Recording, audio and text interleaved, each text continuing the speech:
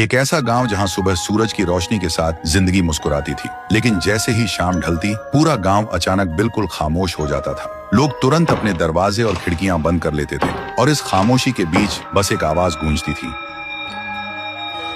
एक ऐसी घंटी जो हर शाम खुद ब खुद बजने लगती थी। और सबसे अजीब बात, वह घंटी बिना किसी सहारे हवा में तैरती हुई चलती थी। उसकी आवाज इतनी तेज होती थी कि जो भी उसे सुन लेता उसके कानों से खून बहने लगता और उसका सिर फट जाता। और सुबह गांव के बीचों बीच उसकी कटी फटी लाश मिलती थी। इसलिए डर के मारे लोग शाम होते ही अपने अपने घरों के दरवाजे बंद कर लेते थे। उसी गांव में रहता था थुंग थुंग। थुंग थुंग खेतों में दिन भर कड़ी मेहनत करता था और शाम ढलने से पहले ही घर लौट आता था। लेकिन थुंग थुंग के दिमाग में सिर्फ एक ही सवाल घूमता रहता था कि अगर घंटी हवा में तैरती है तो उसे चलाने वाली ताकत क्या है और उसका राज क्या है। फिर एक शाम थुंग थुंग ख्यालों में इतना खो गया कि उसे पता ही नहीं चला कब शाम के 7 बज गए। फिर वह जल्दी से घर की तरफ निकल पड़ा, लेकिन गांव में कदम रखते ही उसने देखा वह घंटी हवा में तैरती हुई सीधा उसकी तरफ आ रही थी। यह देखते ही थुंग थुंग घबरा गया और तभी वह घंटी तैरती हुई बिल्कुल उसके पास आकर रुक गई और जोर से बजने लगी। उसकी आवाज इतनी तेज थी कि पूरा गांव कांप उठा। लेकिन थुंग थुंग को उस आवाज से कुछ नहीं हुआ,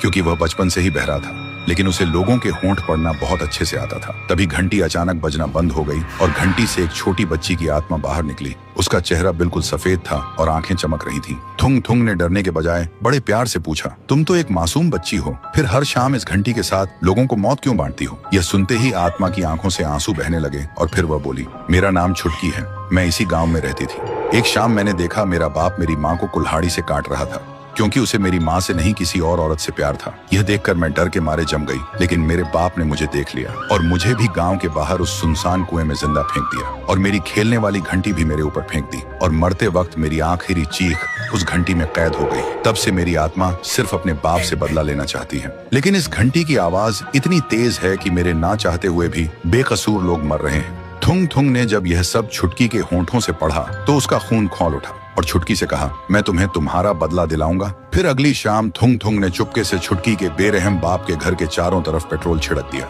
फिर जैसे ही शाम के 7 बजे छुटकी की आत्मा प्रकट हुई। थुंग थुंग ने उसकी तरफ देखकर कहा, छुटकी, अब वक्त आ गया है उन पापियों को उनके गुनाहों का अंजाम देने का। यह सुनते ही छुटकी ने घंटी को पूरी ताकत से बजाना शुरू कर दिया। अगले ही पल पेट्रोल ने आग पकड़ ली और पूरा घर जलने लगा और अंदर घंटी की आवाज से एक ही पल में पापियों के सिर एक एक करके फटने लगे और देखते ही देखते सब शांत हो गया। छुटकी ने आखिरी बार थुंग थुंग की तरफ देखा। उसकी आंखों में अब गुस्सा नहीं सुकून था और धीरे धीरे वह हवा में विलीन हो गई। लेकिन जैसे ही वह गई, थुंग थुंग ने महसूस किया उसके कान अब बिल्कुल ठीक हो चुके थे और वह अब सब कुछ सुन पा रहा था। और उस दिन के बाद गांव का खौफ हमेशा के लिए खत्म हो गया।